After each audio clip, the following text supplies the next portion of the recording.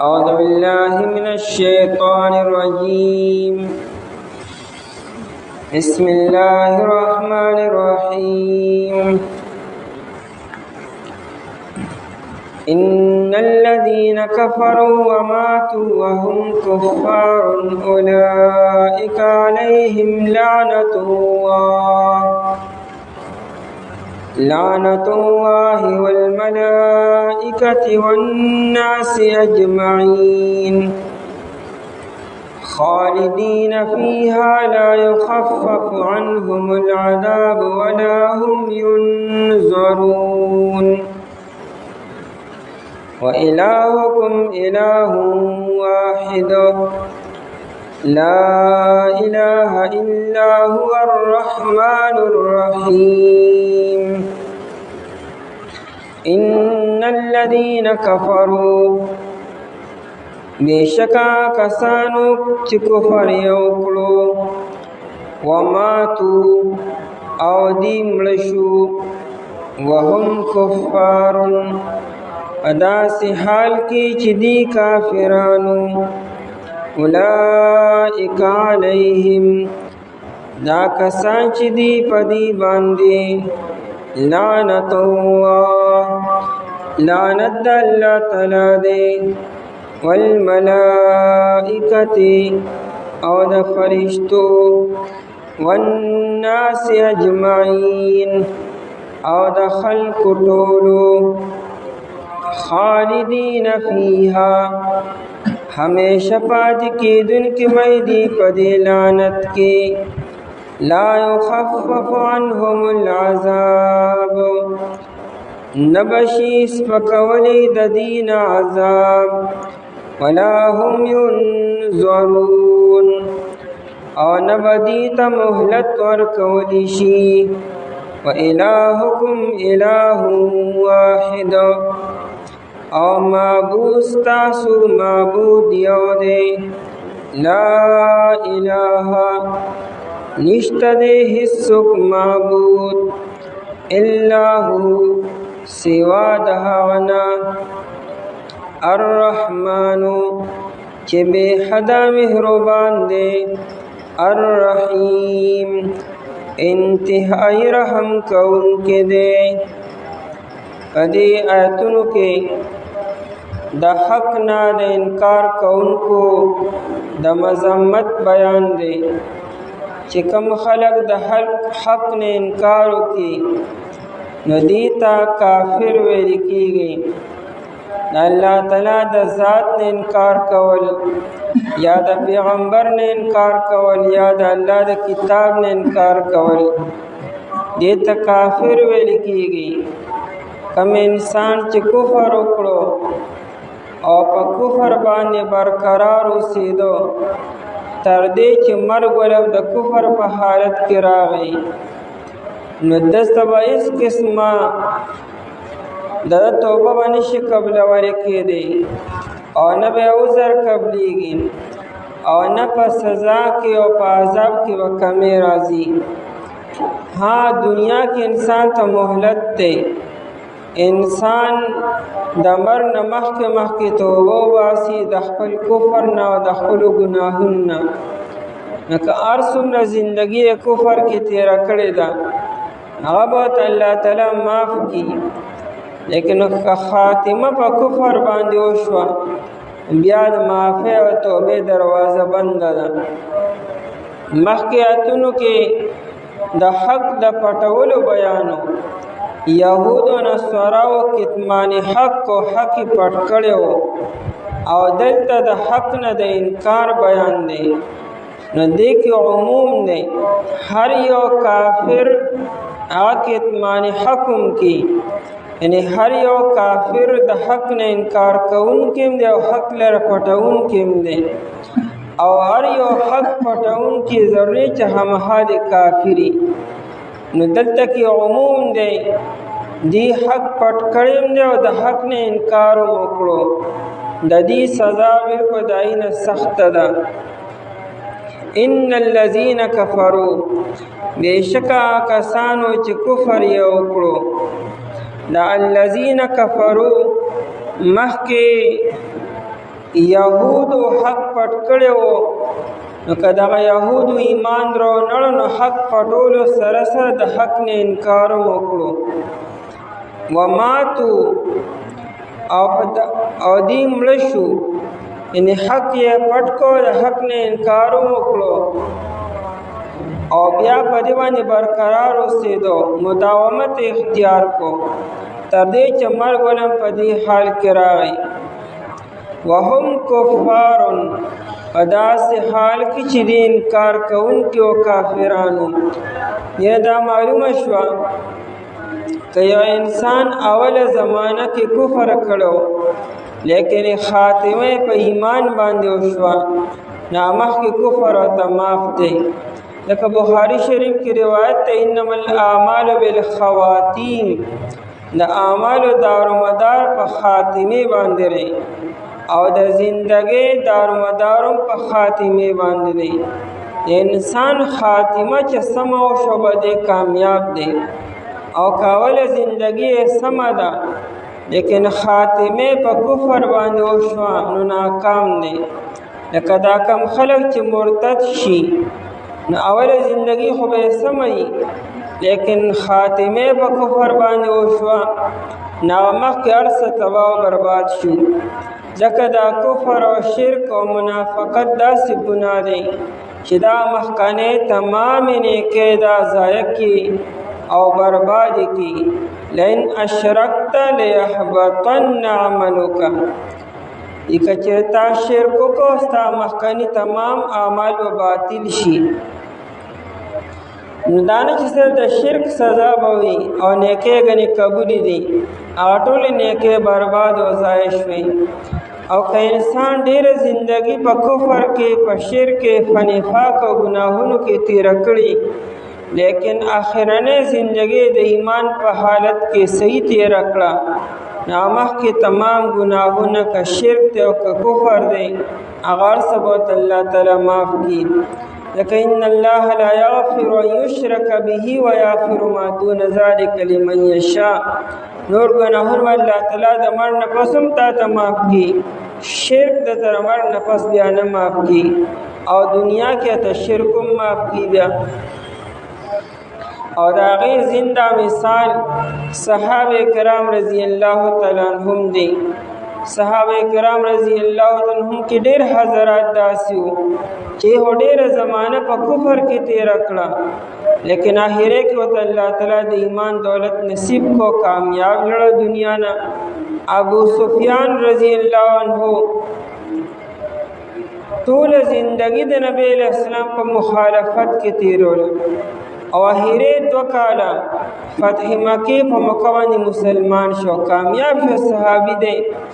اکرمه رضی الله عنه د ابو جهل زوی ټول زندگی په مخالفت کې تېره کړه لیکن آخر کې الله تعالی ته ایمان دولت نصیب کو، کامیاب دی.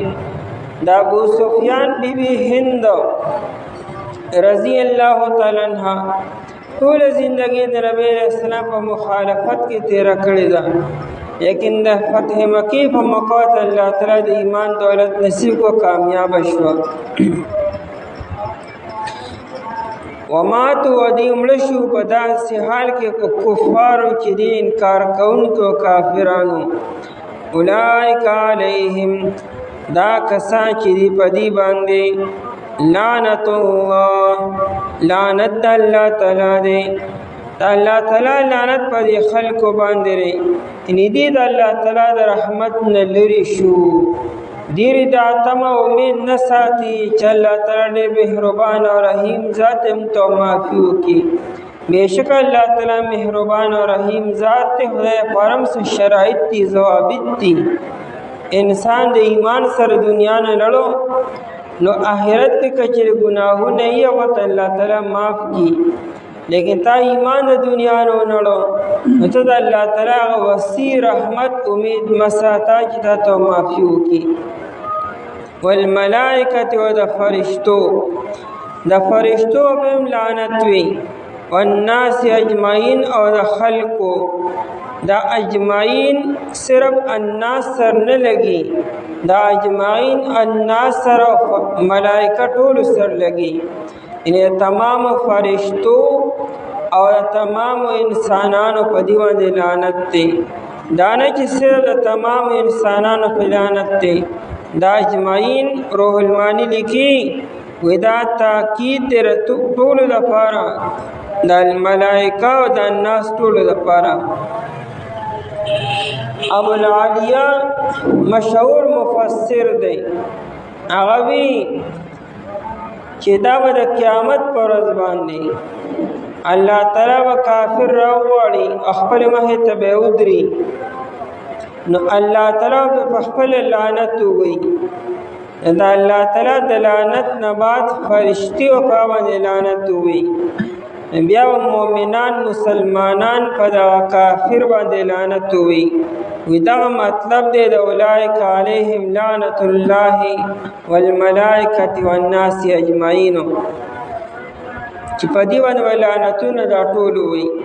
او یا تعلق دنیا سره دی، او یا د الناس اجمعین نه مراد دا انسان په خپل پکین داخل دی، دا کافرو. ځکه چې کلم کافر وي چې کم سړی حق پټي یا د حق نه انکار کې ډېر خدای تبا کی، نه دا خیره د خپل ځان ته مو لګي ځکه دم حق پټ کړی او د حق نه انکار کړی دی. د بدر د جنگ نه مخکې کافران رالو ابو جهل د خانه کعبې غلاف ونیسو او دا دعاګانې کړې چې خدایا زه په حق باندې یم که نبی علیہ السلام په حق باندې وي. کم یو چې په ناحقه را تباه کړي نو په خپله په ناحقه ورځان ته خیرې وکړي.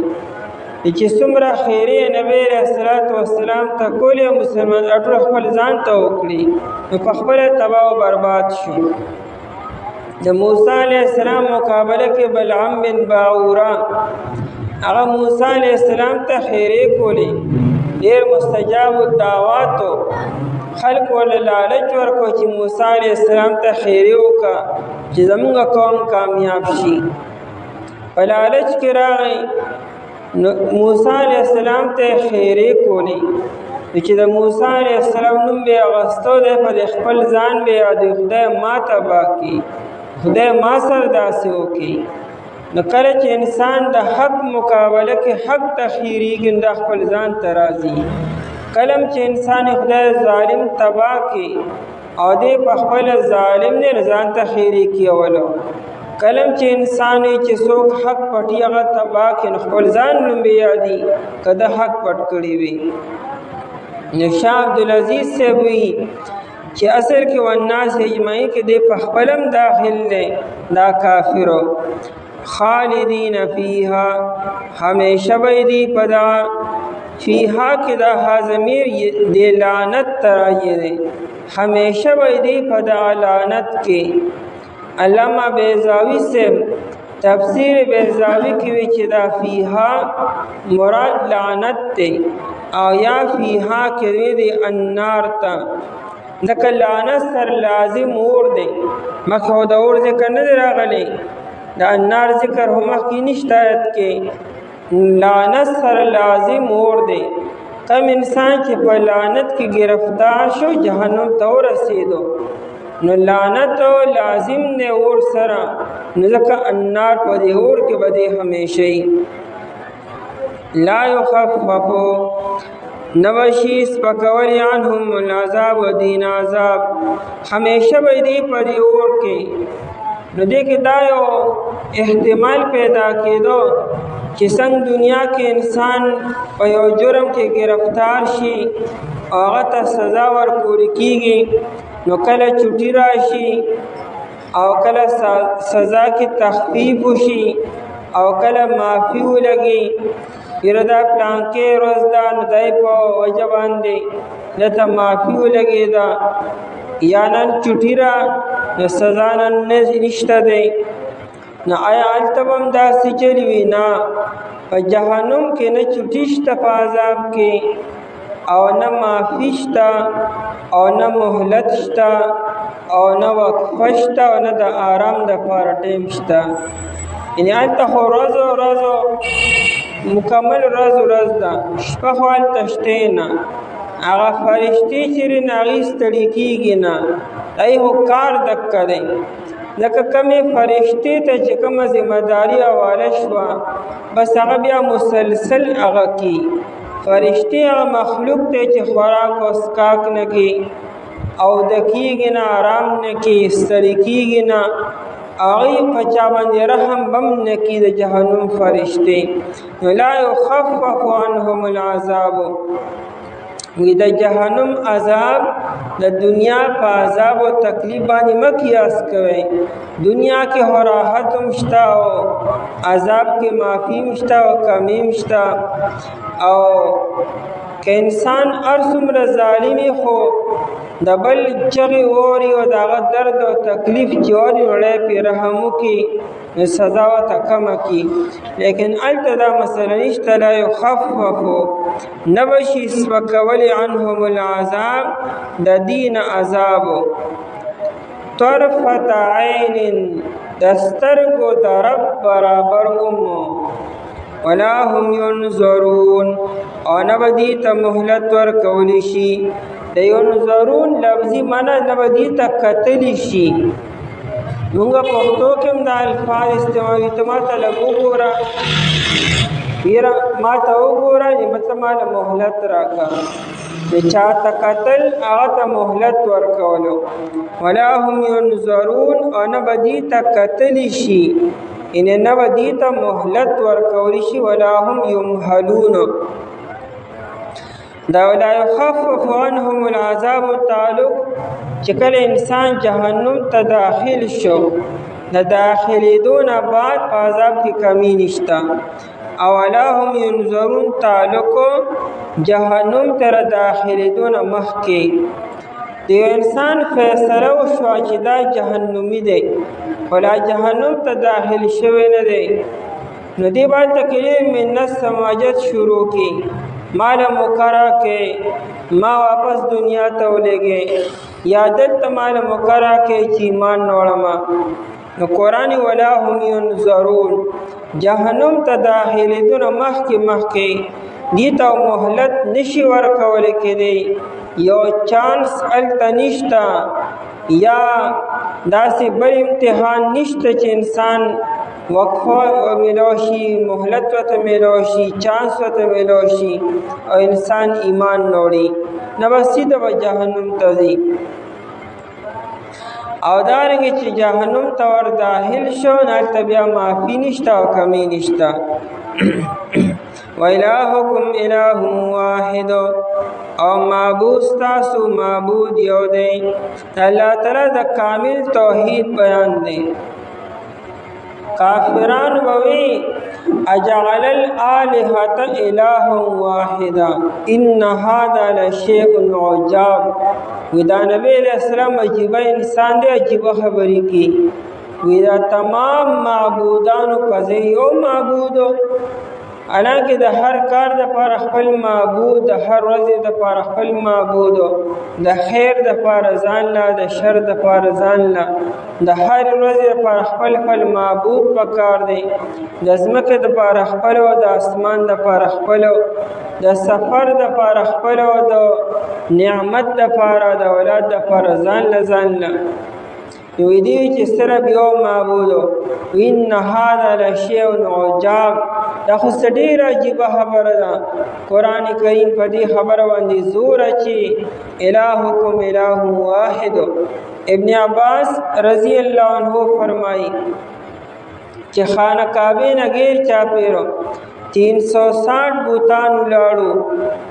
قرآن کریم آیت نازل کو، دا 360 اسم ندی، معبود صرف اور صرف یو دی. الہکم معبود تاسو الہ واحد معبود یو دی. دا یو داورا پروردگار و معبود صرف اور صرف یو دی. دعا و دریو ته ضرورت نشته دی. دا یو راضی کول آسان دی، دا دعا و دا دریو دا ډیر راضی کول ګران دی. بل یو ذکر بل ذکر که معبودان دوشی یا دریشی نو د یو به یو مزاج د بل مزاجی. عجیبه خبره ده. لکه یو غلام دی یا یو نوکر دی، هغه دو مالکانو په یو ټیم باندې نوکر دی او دواړه ورته په یو ټیم باندې اواز کی، یو ورته د یو کار بل ورته بل کار، دی ور چا تابعداري کی، چا پسې وځي، د هر یو په حق دی. که یو لذین د بل به مستحق د ملامت ګرځي او غضب به راځي په باندې چې مار ته ورکړي مار ولې رانلی، نو دی په یو ټیم کې دواړه راضي کولم نشي او دواړو پسې تلیم نشي، د دواړو خدمت هم نشي کولی، خامخا یو ته متوجه کېږي نه بل به بیا خپله سزا به ورکړي وله. نو دا خو بنده سره ظلم شو. که معبودان 2 شي یا 3 شي یا 4 شي، ځکه ټول به خوشحالول پکار، ټول به راضي کول پکاري او د ټولو په یو ټیم کې خدمت پکاري، عبادت به پکاري، دی به کم یو راضي کي.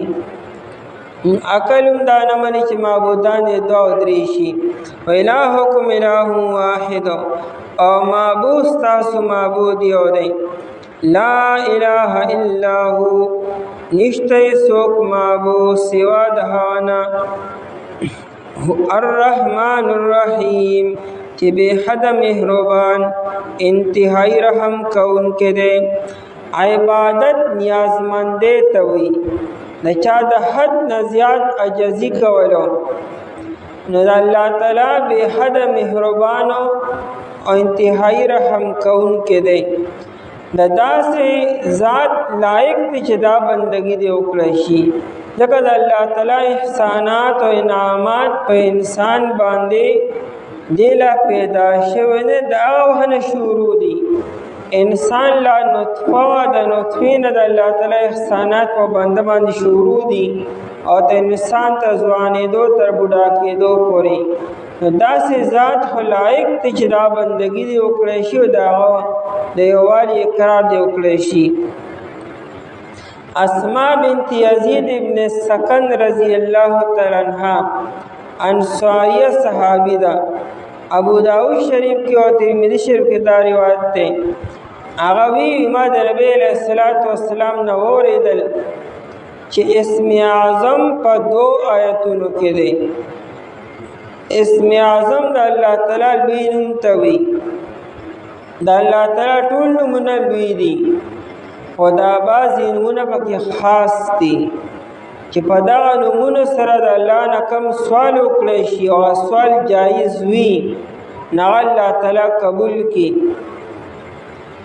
نو اسماء بنت یزید رضی الله عنها وی ما د نبی علیہ السلام نه اوریدل چې اسم اعظم په 2 آیتونو کې دی. یو دا آیت مبارکه و الهکم اله واحد لا اله الا هو الرحمن الرحیم، او دیم الله لا اله الا هو الحی القیوم. په دې 2 آیتونو کې اسم اعظم دی. دعا نه مخکې دا 2 آیتونه دی ویلی شي او بیا په توجه سره الله نه سوال وکړی شي، جایز سوال وي، الله تعالی فوراً قبول کړي. او دیلمی روایت را نقل کړ د انس ابن مالک رضی الله عنه. انس ابن مالک رضی الله عنه وی چې د سرکش جناتو او د سرکش او د متکبر جناتو د زغلولو د پاره د فکولو د پاره دا آیت مبارکه و الهکم اله واحد لا اله الا هو الرحمن الرحیم. او امام ابن عساکر په خپل کتاب تاریخ دمشق کې د ابراهیم بن رشمه روایت را نقل کړی دی چې یو قرآن کریم کې یو څو آیتونه داسې دي چې دا د هر قسم جناتو لپاره او شیطانانو لپاره د حفاظت آیتونه دي. او دا آیتونه د الله تعالی د عرش په یوه حصه باندې لیکلي شوي دي. او چې کوم ماشومانو ته دا آیتونه ولیکلی شي نو د هغه الله تعالی حفاظت وکړي. آیتونه دا یو د آیت مبارک کړئ. دیم آیت الکرسی دا او دریم د سوره بقره اخیرنی آیتونه لله ما فی السماوات و ما فی الارض، او د سوره اعراف ادری آیتونه ان ربکم الله الذی خلق السماوات، او دارنګه د سوره الحشر اخیرنی درې آیتونه والله الذی لا اله الا هو. ودایتونه چې انسان وي د باندې کړه جنات او سرات یا به ختم شي، او که په بل چا باندې دغه سرات باندې ختم شي. د ماشومانو د حفاظت دی. بیشکه کسان چې کفر یې وکړو او مړه شو دي په داسې حال کې چې دي کافرانو، دا کسان چې دي په دې باندې لعنت د الله تعالی دی او د فرشتو د خلکو ټولو، همیشه به دي په دې کې نه به شي سپکولی دین عذاب او نه به دې ته مهلت ورکولی شي. او معبود ستاسو معبود یو دی، نشته هیڅوک معبود سوا د هغه نه، بې حده مهربان انتهایی رحم کوونکی دی. اعوذ بالله من الشیطان الرجیم، بسم الله الرحمن الرحیم. إن في خلق السماوات والأرض واختلاف الليل والنهار والفلك التي تجري في البحر بما ينفع الناس وما أنزل الله من السماء من ماء فأحيا به الأرض بعد موتها وبث فيها من كل دابة وتصريف الرياح والسحاب المسخر بين السماء والأرض لآيات لقوم يعقلون. إن في خلق السماوات والأرض یقیناً په پیدا کولو د اسمانونو د ځمکې کې واختلاف اللیل والنهار او یو بل پسې تلو راتلو د شپې او د ورځې کې والفلک التي تجري في البحر او کشتیان هغه چې روانې وي په دریاب کې بما ينفع الناس په هغه مالونو سره چې فایده ورکوي خلکو ته وما انزل الله من السماء او هغه چې الله تعالی نازل کړي دي د اسمان نه من ماء اوبه فاحیا به الارض پس ژوندی کړه په دې سره ځمکې لره بعد موتها پس د وچوالي د دې نه وبث فیها او خوار کړي دي په دې ځمکه کې من کل دابة هر قسم زنده سر وتصریف الریاح او په اړولو راړولو د بادونو کې والسحاب المسخر او په وریځې تابع کړی شوی کې بین السماء والارض پمین د اسمان او د ځمکې کې لآیات خامخا نهی دی لقوم یعقلون د پاره د قوم چې عقل لري. په آیت مبارکه کې د الله تعالی په توحید باندې اته دلایل بیانېږي. مخکې آیت مبارکه کې دا دعوه وشوه چې ستاسو معبود صرف او صرف یو دی او بل څوک د عبادت لایق نشته دی. اوس په دې دعوه باندې دلایل څه دي؟ هغه دلایل په دې آیت مبارکه کې بیانې.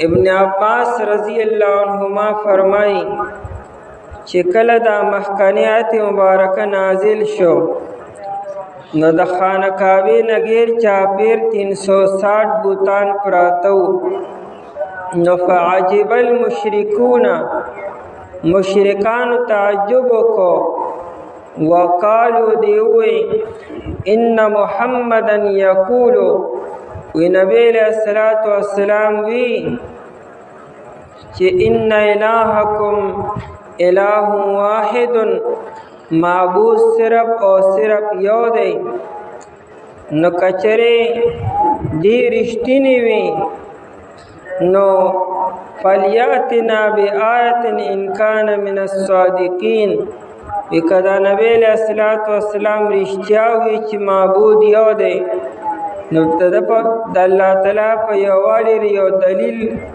یو نه هم ته بیان کی کنا نو الله تعالی آیت مبارکه نازل کو چې تاسو یو دلیل یادوي الله تعالی ته د اته دلایل بیانې د الله تعالی په وجود باندې او په یووالي باندې صرف اته دلایل نه دي بشمیره دلایل دي لیکن بطور مثال دا تو بیان کی او دا اته دلایل دي چې عربو تا که جاهلانو هغه د دې مشاهده ډیره کوله دا ای واسطه دې سر ډیره وا لکه اسمان او ځمکه ارسو کی ویني ارچا تخکاری کې انسان برګوري نه اسمان او تخکاری او چې کته ګوري نو ځمکه دا انسان اوسېدل رهایش په ځمکه باندې دی ګرځېدل او د کېدل په ځمکه باندې دی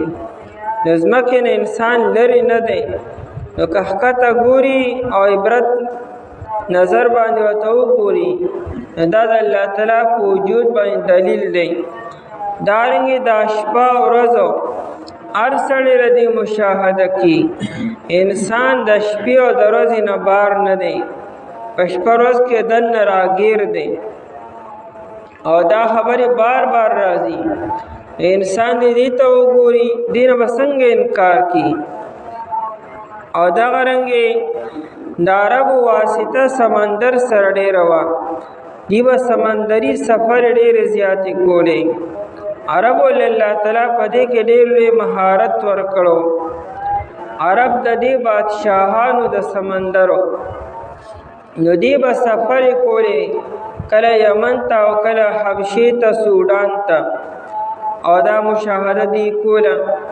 دارنګې الله تعالی د اسمان باران راوړي باران ټیم په ټیم باندې کیږي او دا پارچا باندې کیږي ارسو کی ویني د دې مسو کې انکار وکي او الله تعالی پزماکه باندې قسمه قسم حیوانات او قسمه قسم ساغستون کې زناور پیدا کړی دي د دې نسو کې انکار کولی شي هواګانې سارو ماهم چلیږي خاص طور عربو په سفرې په صحرا کې ډېرې کولې او د عربو په صحراګانو کې هواګانې ډېرې زیاتې به چلېدې ناشنا طوفان به راغی اوس هم په سعودي عرب کې د سعودي چې په 4 باندې تقسیم کې نو څلورم حصه یو صحرا دی هغې ته الربع الخالي وي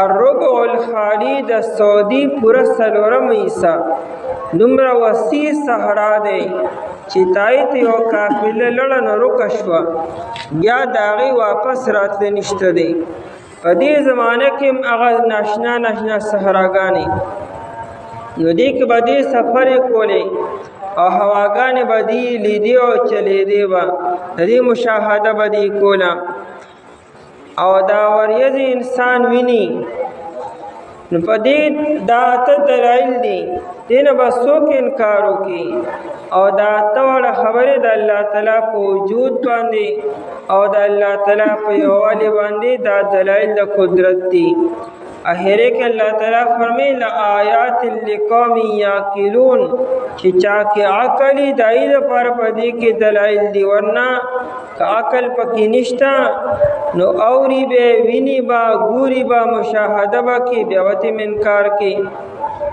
د دې وجنا نبی علیہ الصلوۃ والسلام فرمایي ویل لمن قرأ هذه الآیه ودا انسان لپاره هلاکت ته چاغه د آیت ولستو او فمج بها عمل پیونکو مج ویل کېږي چې انسان په خوله کې اوبه واچي او پوکي ورکړي او د اوبو بار ته راووړي نو مج ویل کېږي د خولې نه اوبه په زور سره راویشتل او توکلو نبی علیہ السلام فرمائی ویل لمن قرأ هذه الآیه حلاکت دا انسان د پر چې د آیت ولستو او بیا د آیت د خولې نه بار راویشتو عمل پې ونه کو او بل حدیث کې داسې دی ویل لمن لاکها بین لحییه وی حلاکت دا انسان د پر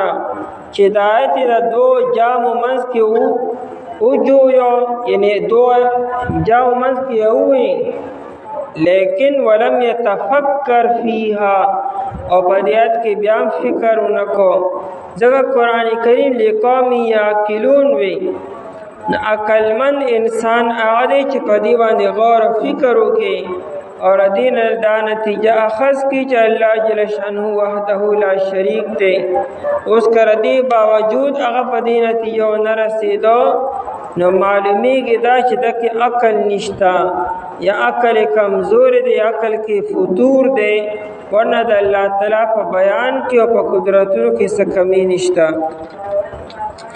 ان فی خلق السماوات والارض بے شکا پا پیدا کولو دا اسمانو دزمکی کی السماوات او الارض سماوات جمع دا سماؤن دا ادے جمع روڑا او الارض مفرد روڑو وجدار چی اسمانونا مودی و ازمکی مودی لیکن داغو والا اسمان یو بل سر یوزے ندی اریو اسمان دبل اسمان نڈیر کافی فاصلہ کے دے دیو آسمان او دبل آسمان منز کے 1500 کال مزل دے دا ہر اسمان دبل نڈیر زیاد لرے دے ار یو اسمان ځان له ځان له حسابېږي بلدا چې هر اسمان د ځان له ځان له دات نه پیدا شوی دی څه د اوسپنې نه څه د سرو نه څه د سپینو نه څه د ملغلرو نه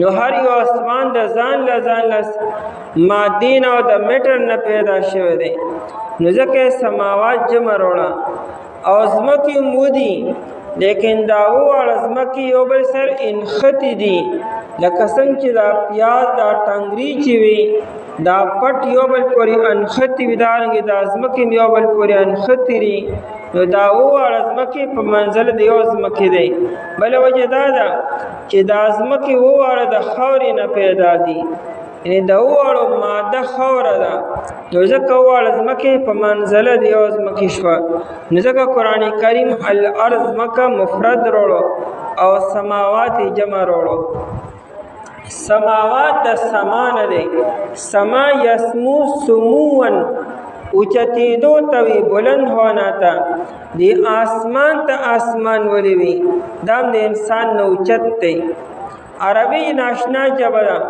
عربی کی کل ما علاک فازلک فهو السماء اسمان سے توی ہر عزیز چستان اوچت تے او پتا باندې سور کړه دا اسمان نے دی وره تم اسمان ویل شي دارنګ دی چت تم اسمان ویل شي خیمه تم اسمان وی سفر تم اسمان ویل شي کسان اوچت پتا سور کړه دے واختلاف اللیل والنهار او پا اختلاف پا مانا تعاقب سرا یو بل پسید لل رات للو واختلاف اللیل پا مختلف کے دلو یعنی یو بل پسید لو رات لو دشپی و دروازی کی دا شپه ورځ یو بل پسې ځي راځي.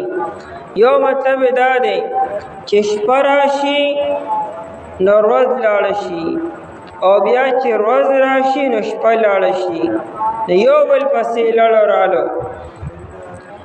په عالم کې اصل کې شپه ورځ پې د پاسه راشي. دا ورځ الله تعالی را خوره کړي چې ماښام شي، دا ورځ الله تعالی را کاږي لکه څنګه چې څادر ته را کاږي نو لاندې یو څیز ښکاره شي. نو په عالم کې اصل کې شپه ده، تیاره ده، او ورځ پې راځي او بیا ترې واپس ځي.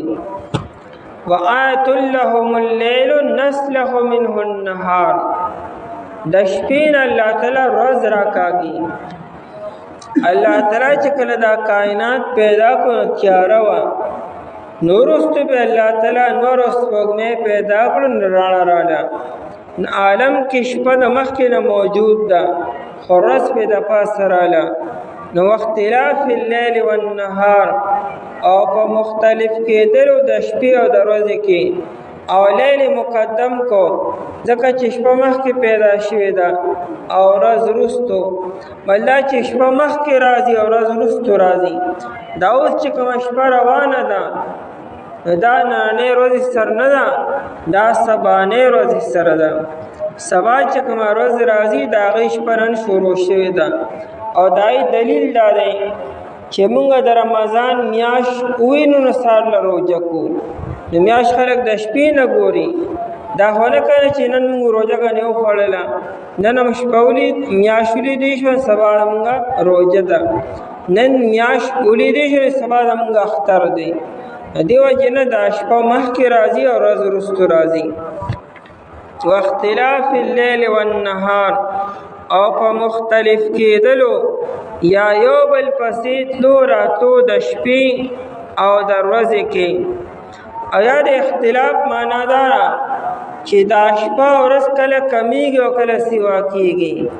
شپه په یو حال باندې نه ټول عمر، او نور ټول عمر په یو حال کې وي.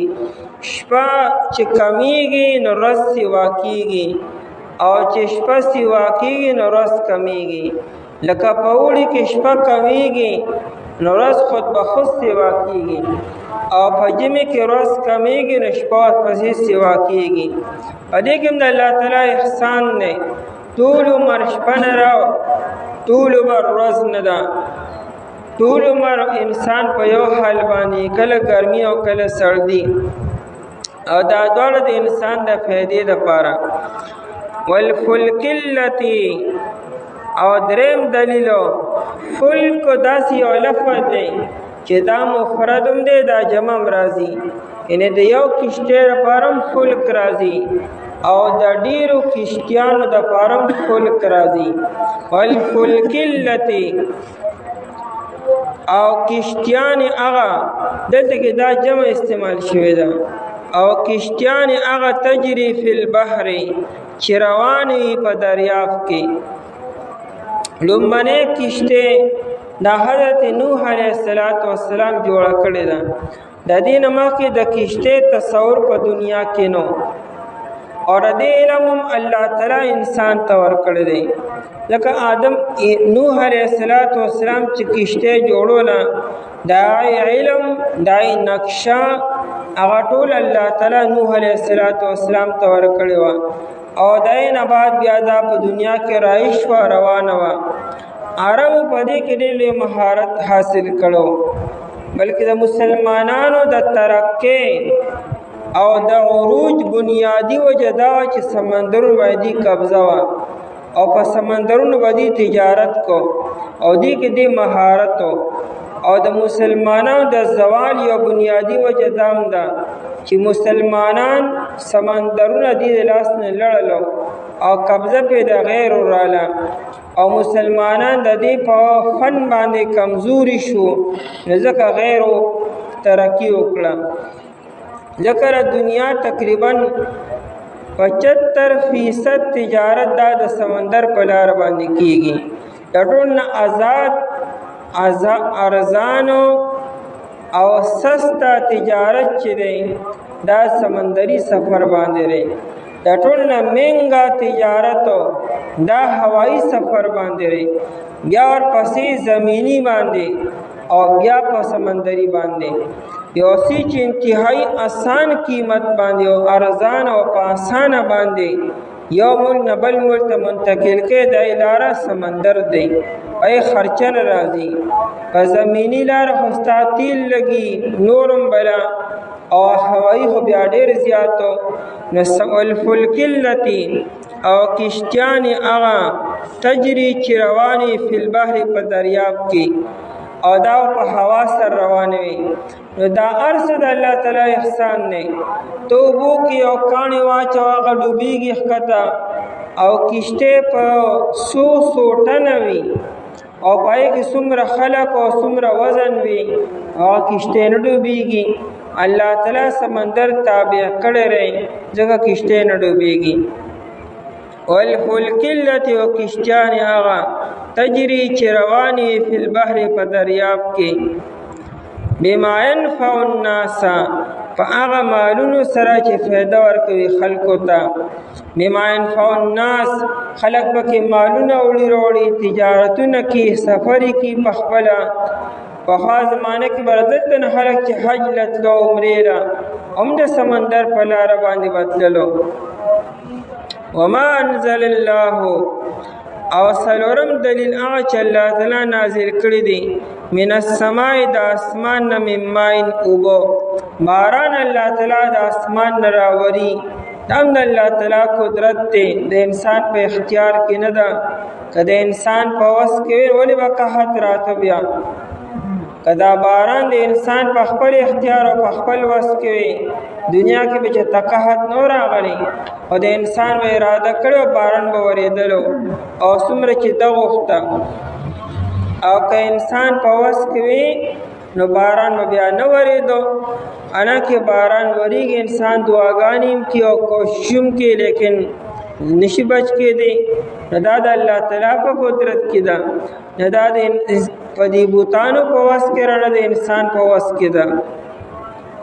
فاحیا به الارض پنځم دلیلو په دې اوبو سره الله تعالی ژوندی کړه الارض ځمکې لره. ځمکه مړه شي، د ځمکې وچوالی دای مرګ دی. د هر څیز دپاره موت او حیات دی. دا مرګ او ژوند صرف د حیوان دپاره نه دی، د هر څیز دپاره موت او حیات دی. د ونې دپاره موت او حیات شته. ونه چې شنه ده نو ژوندی ده، او چې وچه شوه نو مړه شوه.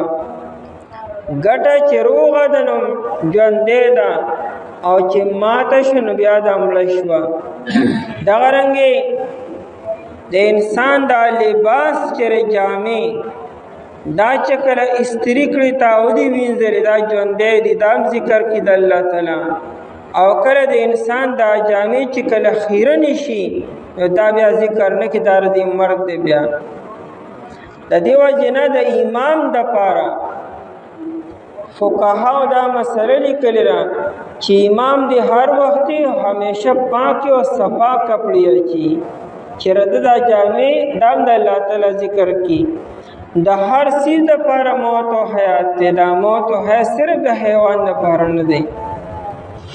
نو ځمکه مړه شي، چې کله دا وچه شي نو دا مرګ دی ردی، او چې الله تعالی باران ووري دا ردی ژوند دی. فاحیا به الارض بعد موتها پس ژوندی کړه په دې سره ځمکه بعد موتها بعد یبسها پس د وچوالي د دې نه. وبث فیها او خواری کړو په دې ځمکه کې، بس معنا خورولو، من کل دابت هر قسم زنده سر. دابا ما یدب علی الارض وی پزمکه باندې خویدلو. دا پزمکه باندې چې کوم یو حیوان خویږي دې ته دابه ویل کېږي. دبیبه ټینک ته وي، نو دا ټینک هم پزمکه باندې خویږي. خو بیا ردی اطلاق دابه هر یو حیوان ته وي، که په خپو باندې ګرځي، که په خېټه باندې، که په دوه خپو، که په څلورو، که په شپږو او که په سیوا باندې، ټولو ته دابه ویل کېږي. زنده سر یعنې ساه اخیستونکي. او څومره قسمه قسم حیوانات الله تعالی خواره کړي دي، د هغې شمیر هم لا تر اوسه پورې انسان ونه کړل، احاطه هم انسان ونه کړه. عمر رضی الله تعالی عنہ ته یو سړي ووایي دا شطرنج څه ناشنا کیل دی. شطرنج په ظاهر کې وړوکی دی او چې انسان یې څومره ډېر کې نوې نوې ګروپ کې کولاویږي او نوې نوې مقابلې پکې مخې ته راځي. وی تر دې که چې انسان 1000 پیرې مقابله وکړي نو 1000 پیرې انسان ته نوې نوې کیل پکې مخې ته راځي. عمر رضی الله عنه ته وایي وی ردینه تعجبه خبر او نه ما وی د انسان دی مخ ته وګوره، د شطرنج نه مړوکی دی، لیکن دنیا کې چې څومره انسانان دي د ټولو انسانانو مخونه یو بل نه بدل دي. حالانکه د انسان په مخ کې ته تغیر او تبدل نشي کولی. د انسان په دې مخ کې چې خوله کم دی ګرم دقه ځای کې ټیک ده، سترګې چې کم دی کې دغه ځای کې ټیک دی. کله تمامي دنیا سینس راجم شي د انسان په دې مخ کې داسې تغیر نشي کولی چې دا اندامونه بدل کې بر خپل ښکاري. دا اندامونه چې کم کم دی کې الله تعالی خو دقه ځای کې خپل ښکاري. لیکن ټول انسانان په مخ سره د یو بل امتیاز کولی شي. داسې دوه انسانان مته دنیا کې پیدا نه کړي چې هغه 100% مکمل یو شانتي وي. فرق به خامخا رہی په مخونو کې وي. وی د دې نه ډېره عجیبه خبره تا ته څه ښکاري ته لا شطرنج پورې نښتې. وتصریف الریاح او تصریف معنی اړول را اړولو او معنی تکلیف سره الټا پلټا کولو عدل بدل کولو. وتصریف الریاح او په اړولو را اړولو د هواګانو کې. ریاح جمع د ریح ده، هوا ته ویل کېږي. دی ریح تریح ولې وي؟ لأنها تریح النفوس. دی هوا تریح ځکه وي چې دا د انسان نفس تازگی ورکي، نشاط ورکي. هوا چې راوړي دي خلک خوشحاله شي، روي داړه مې ښه شو په دې هوا سره، ځکه تریح ویل کېږي. ابن عباس رضی الله عنه وی یو ریح دی یو ریاح دی، دا ریاح رحمتي او دا ریح عذابي. د هواګانو بلا قسمونه دي، څه د الله تعالی عذاب وي، څه د الله تعالی رحمت وي.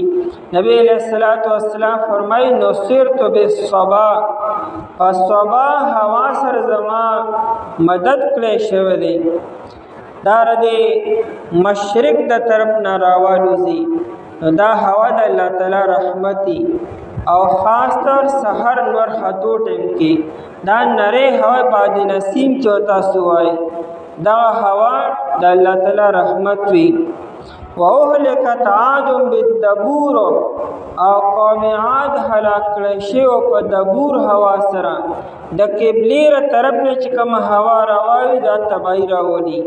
آی سره ونی د وی خوزي آباده و سر رو ورزيږي، فصل و ستوا او برباد شي دا دبور هوا را او دا د مغرب د طرف نه راځي. نو قوم عاد باندې چې کوم هوا راغلی و دا د مغرب د طرف نه و. نبی علیہ الصلوۃ والسلام کی ہوا ولیدا او به فرمایل اللهم اجعلها رياحا ولا تجعلها ريحا.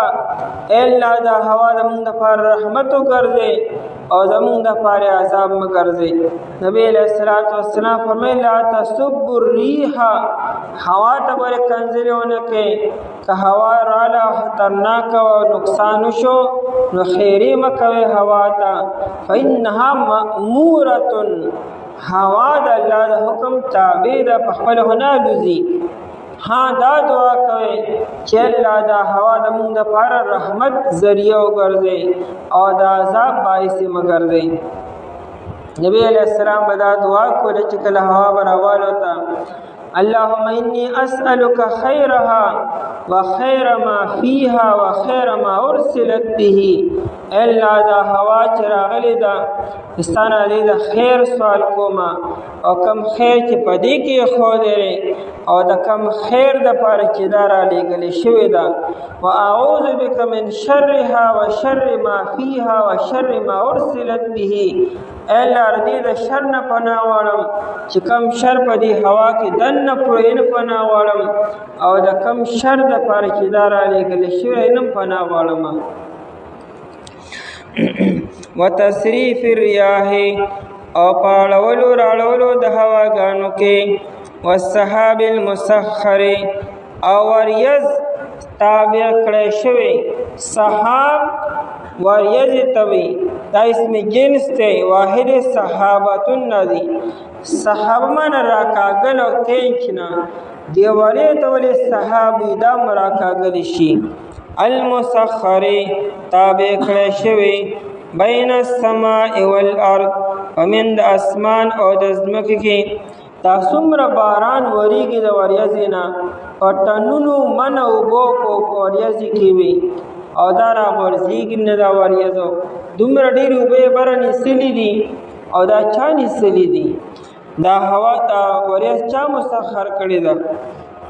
لآیات لقوم یعقلون لآیات نو پدی اتو واړو خبرو کې لآیات خامها نه دي لآیات عظیمت نو ډېر لوی لوی نه دي لقوم یعقلون د پر دا قوم یعقلون چې عقل لري. گویا کې د قرآن نبا هغه انسان فایده اخلي چې هغه عقلمند وي او کچره عقل پکې نشته مثال د حیوان دی. بیا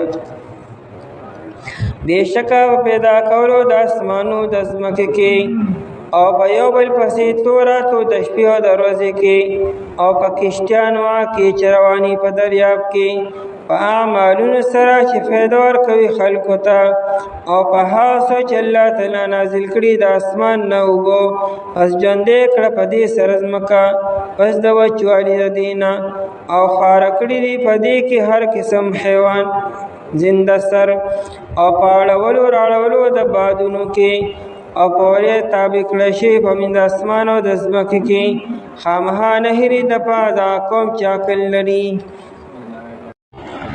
أعوذ بالله من الشيطان الرجيم بسم الله الرحمن الرحيم ومن الناس من يتخذ من دون الله أندادا يحبونهم كحب الله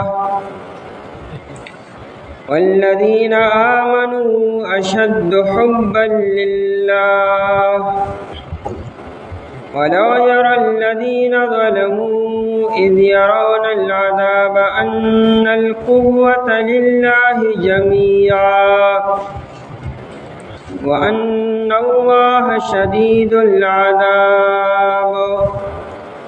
ومن الناس او بعضی د خلقنا من یتخذو آسوک دی چی نسی من دون اللہ ما سوا د اللہ تعالینا اندادا شریکان یحبونهم دی منکوی اغی سرا کحب اللہ پشان د مینې د الله تعالی والذین آمنوا او آکسانو چې ایمان وروړی دی اشد ډیر مضبوط دي حبا پمینا کولو کې لله د الله تعالی سره ولا يرى الذين ظلموا او کچری ویني کسان چې ظلم یې کړی دی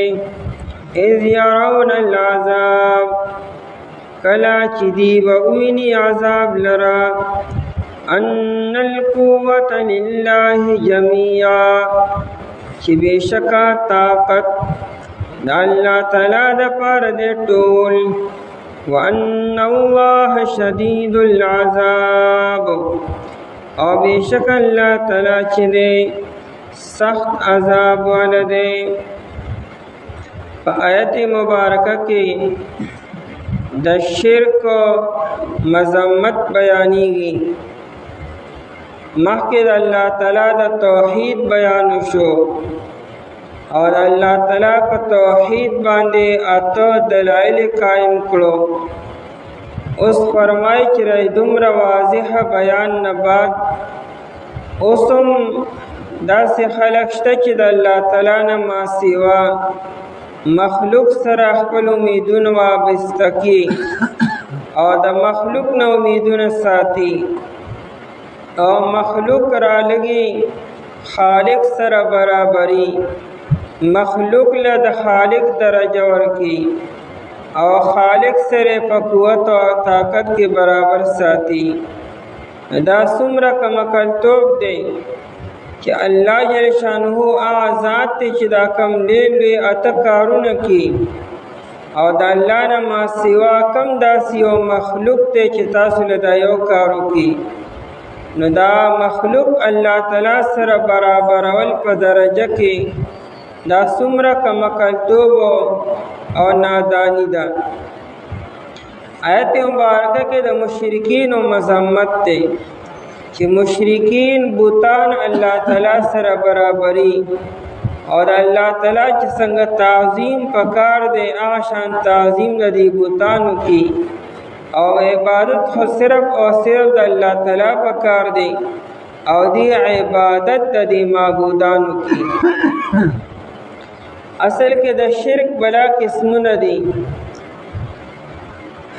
او د شرک یو وجه د محبت ده او محبت کې چې انسان غلو کې د حد نه تجاوز کې دینم شرک جوړ شي مخلوق سره مینا پکار ده مکمل مینا دانه چې غني مخلوق سره به مینا نه کوي لیکن مخلوق سره به تر حد کې دن مینا کوي ارچا چې څومره درجه ده او مرتبه ده مطابق مینا وسر کوا مثال پته اولاد دی نو دا اولاد مینا کول دا سمنه نه دي لیکن د حد نه سوا کول دا منه دي دا رنګه والدین دی او یا بل څوک دی ای سره مینا کوا لیکن د مینا د حد نه مسوا کوا دا رنګه هر یو مخلوق له دغه خپل مقام او درجه ورکا دې مشرکانو د خپل معبودانو سره دومره مینا وکړه چې امینه کې غلو کړه محبت کې تجاوز کو د حد نه او الله تعالی سره برابر کړو نو دا مخلوق او الله تعالی سره برابر دا شرک دی ومن الناس من يتخذ او باید خلق ها سوق دی نومي معنی دا سوق دی ودا د نو غستو قابل خلق نه چې سوق دا کار کی او بعضی د خلقنا منها سوق دی يتخذو چې دی نسی من دون الله ما سوا الله تعالی نه اتخاذ نسلو یعنی آکه دغه مرتبه نشته نه پکې دغه حیثیت ولشتا خودول د حیثیت ورکو بذات خود په دغه مخلوق کې د الہ والی حیثیت او مقام مرتبه نشته دی او نه دا اهلیت پکشتا خدا دیرو لګي دول دغه مقام مرتبه ورکړ یتخذو دینسی من دون الله ما سوا الله تعالی نا اندادن شریکان انداد جمع د ند او دا پاربه کې برابر او همسر توي چا سر برابر ول او همسر ګرځول دا ند دی نو اندادن شریکان چې اصنام دي عام طور مفسرین دا اندادن معنی الاصنام بوتانو لیکن علامہ سودی رحمه الله تعالی اوی چې د اندادن مراد د دې هغه سرداران دي سادتهم وقادتهم د دې چې کوم مشران او سرداران دي هغې له د الله تعالی درجه ورکړه اندادن شریکان یحبونهم دی مینا کوي دی بوتانو سره دی معبودانو سره دا خلق د خپل معبودانو سره مینا کوي محبت کوي که حب الله پشان د محبت د الله تعالی یعنی الله سره چې څنګه مینا پکار ده آشان مینا دی مخلوق سره شروع کړه که حب الله مطلب دا دار چې مینا هو صرف الله سره پکار ده ځکه محسن الله تعالی دی احسانات الله تعالی وکړو ارس الله تعالی ورکړو وجود دی الله تعالی ورکړی پرورش او نگهبانی الله تعالی کی او د زندګۍ ر تیرولو تمام اسباب الله تعالی مهیا کړی دي حفاظت دی الله تعالی کی نداغه عبادت پکار سر مینا پکار ده او دا کم معبودان چې دي دی پدې کې یو کار نه کړی او دی راولې کې دغه معبودان الله تعالی سره یوځای کی دا سونه ظلم او زیاتی دی که حب الله پشان د مینې د الله تعالی یا که حب الله که حب المؤمنین الله لکه څنګه چې مؤمنان الله تعالی سره مینه کوي بیا ذکر مؤمنانو تعریف شو چې اصل د مؤمن مینه الله تعالی سره ده نو مؤمنان چې څنګه الله تعالی سره په مینه کې کلک دي او مضبوط دي دا شان دا خلق خپل معبودانو سره مینه کوي دا محبت هم ناشنا سیز دی دا انسان روندم کی او کڑیم کی نبی علیہ السلام فرمائی حبک الشیء یعمی و یصم کلچ یوسی سرطمینہ کے او دا حد نے سیوا کے دا وطا روندم کی او کڑیم کی یا با غلط و تٹیک وی اٹیک تبا غلط وی نا محبت دا سیو شیدے کدا پا سمئی خبیا خدے او کدا پا ناکارشن خراب سی تبا نشتا دے د دیو جن اعتقاد پیدا شي عقیده پیدا شي او بیا د حد نه تجاوز شي نو مين الله تعالی سره پکار ده فرشتو سره پکار ده پیغمبر سره پکار ده کتاب سره پکار ده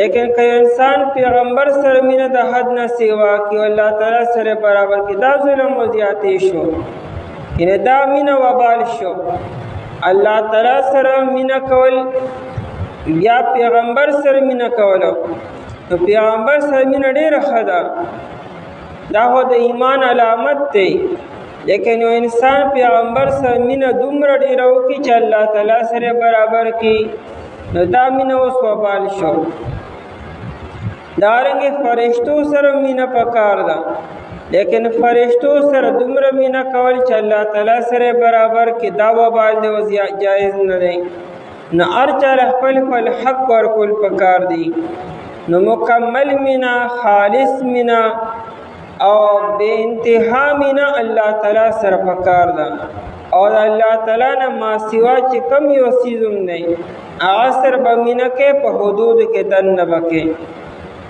که حب الله پشان د مینې د الله تعالی مولانا روم رحمه الله کتاب دے مثنوی مولانا روم آغا ناشنا دا محبت ناشنا تعریف کی آوی دا محبت دا سیوشے دے وی از محبت تلہا شیری شودو وی دا محبت دا سیوشے دے چی دا تریخ سیز نفوق سیز جوڑ کی آوی از محبت مسحا ذری شودو او دا محبت چرے ودا دا کانی ناصر جوڑ کی وی از محبت دردہا صافی شودو دا محبت دا سیوسیز دے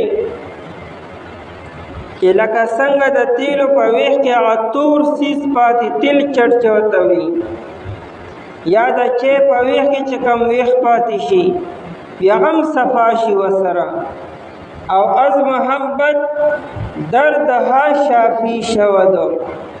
او محبت چیرې دا د انسان هغه غم او درد هغې له شفا ورکړي او علاج ورکړي. بیا وی از محبت خان ها گل می شود، محبت د ازغي نه ګل جوړ کړي. او از محبت سرکه ها می شود، وی دا محبت چیرې دا د سرکې نه شراب جوړ کړي. بیا وی از محبت سجن گلشن می شود، وی دا محبت د جیل نه او د قیدخانې نه چمن جوړ کړي. او بے محبت روز گلخن می شود، او دا محبت چې دی دا د ګلستان او د چمن نه بیا بټۍ جوړه کېږي که محبت نی. انسان باندې بیا چمن او ګلستان بیا بټۍ لګي بغیر محبت نه. از محبت نار نوری می شود، محبت د اور نه نور جوړ کی. او بے محبت دیو حور می شود، او محبت سره د جن نه حور جوړ شي. از محبت څنګه روغن می شود، محبت د کاڼي نه تیل جوړ کی وړي ته نه جوړ کی. او بے محبت موم آهن می شود، او دا محبت نه بغیر چې دی نو پوس چیز به لیکن نه به اوسپنه جوړه شي. از محبت سکم صحت می شود، او محبت سره بیماری صحت نصیب شي. او از محبت قهر رحمت می شود، او محبت سره غضب چې قهر او سختی این رحمت جوړ شي. او از محبت مرد زنده می شود، او محبت سره مړی ژوندی شي. او از محبت شاه بنده می شود، او محبت سره د بادشاہ نه غلام جوړ شي. بنیادی خبرم دا دی د دې خلکو مینا محبت چې الله تعالی سره پکار و جایز پکار و هغه مخلوق سره شو دای مذهبت قرآن بیانی. که حب الله پشان د مینې د الله تعالی، یعنی یا چې الله تعالی سره څنګه مینه پکار او څومره پکار وه هغه دې مخلوق سره کړه. یا که حب المؤمنین الله، لکه څنګه چې مؤمنان الله تعالی سره مینه کوي هغه شان مینه دې خپلو محبوبانو سره او د بوتانو سره شروع کړه. والذین آمنوا، او کسانو چې ایمان وروړی دی اشد ډیر سختی حبا په مینه کولو کې لله د الله تعالی سره. تعریف د مؤمنانو دی، مؤمنان په مینه کې الله تعالی سره ډیر کلک دي. یعنی مؤمنان الله تعالی سره مینه کوي، الله تعالی دی معبود دی. اور دې مشرکانو معبود بوتان دي، دین خپل معبودانو سره مینه کوي. خو مینه چا ډېره ښه ده او مضبوطه ده. د مؤمنانو مینه د دې د مینه زیاته مضبوطه او طاقتوره ده. ابن عباس رضی الله عنه فرمایي وی اشد په معنا د مضبوطوالي سره دی. او هغه داسې چې مؤمنانو باندې که ارنګه حالات راشي د هغې هغه الله تعالی سره مینه ده. او دا مشرکان چې وو دی به ځان له یو بت نه معبود جوړ کړو، او چې د هغې نه به ورته ښکلې کاڼي میلاو شو، بل به ورته ښکلی څیز میلاو شو، نو هغې به خپل معبود جوړ کړو. یو به ورته یو کاڼی میلاو شو دا زموږ معبود دی، دی به عبادت شروع کړو. که څه وخت پس به ورته یو بل ښکلی کاڼی میلاو شو، بل څیز به ورته میلاو شو، نو زوړ به یې وغورځو بل به یې شروع کړو. نو دوی په خپله مینه کې مضبوط نه دي او کلک نه دي. او یا د اشد په معنا د احفظ سره دی، ډېر محفوظ دی، ډېر حفاظت یا په معنا د ادوم سره دی، مداومت کوونکی. یعنی مؤمنان الله تعالی سره همیشه مینه ساتي، او د مشرکانو کافرانو مینه خپلو معبودانو سره همیشه نه ده. او د هغې وجه دا ده چې په دې کافرانو مشرکانو به کله سخت حالات رالو او دی به راګیر شو، گرفتار به شو، یا به ترې خپل معبود یېرو، بیا به الله تعالی سره آوازونه کولو. چې کله سمندر کې به ګیر شو یا په بل ځای کې به سخت حالات پرې رالو، بیا به الله تعالی ته دعاګانې کولې، آوازونه به یې کولو. هغه وخت به خپل معبودان یېرو. د مؤمن دا شان دی چې دی په سخت حالاتو کې او په نرم حالاتو کې په ښه او بد هر حال کې دی الله تعالی ته آواز کوي، الله تعالی ته دعاګانې کوي. د مؤمن مینه الله تعالی سره همیشه ده او د دې مشرکانو مینه خپلو معبودانو سره همیشه نه ده. ولو یری الذین ظلموا، او کچرې وویني هغه کسانو ظلمو چې ظلم یې کړی دی، دې ته ظلم وایي. د الله تعالی نه معاصي او بل چا سره مینه کول، امیدونه ساتل، دا ظلم دی. د دې نه لوی ظلم بل څه کیدی شي. اذ یرون العذاب، دا ایس په معنا د ایذا سره دی. کله چې دی به وویني عذاب لره په آخرت کې، کچرې دی آخرت کې چې کوم عذاب به ویني، که دی دنیا کې ولیدو، نو دی به چرېم د الله نه معاصي او بل چا سره مینه ونه کړي. اذ یرون العذاب، کله چې دی به وویني عذاب لره په آخرت کې، نو که اجره عذاب دی په دنیا کې ولیدو، نو جواب محذوف دی. لرأیت امرا فظیعا، نو اے مخاطب ډېر خوفناک حالت به وي. دا کافران مشرکان چې کله آخرت کې عذاب وویني، د دې هغه بېباسي او عاجزي که تا دنیا کې ولیده، ډېر خطرناک او خوفناک حالت دی. ان القوة لله، چې بېشکه قوت او طاقت یا دا قدرت او غلبه لله د الله تعالی دپاره ده، جمیعا ټول طاقت او قوت دا صرف او صرف د الله تعالی دی. دی خو په دې امید دی چې دا معبودان به زمونږ په سخته کې په کار راشي، دیم څه نه څه کولی شي. نو قرآن وی چې دی کله الله تعالی وویني او د الله تعالی عذاب وویني، دی ته به د خپلو معبودانو بېباسي معلومه شي، واضحه شي، او د الله تعالی قوت او قدرت به ورته واضح او ظاهر بشي. وان الله شدید العذاب، او بېشک الله تعالی چې دی سخت عذاب والی، سخت پکړ والی دی. دا یا خدا چې دا اذ یرون العذاب تعلق دنیا سره دی، یعنی دا کافران مشرکان به دنیا کې عذاب وویني. هلکه د بدر جنگ شو، د احد جنگ کې بیا دی قتل شو، دا کم عذاب چې دی لپاره دنیا کې مقرر دی، که دا دی اوس ولیدو، نو دی به توبه وباسي.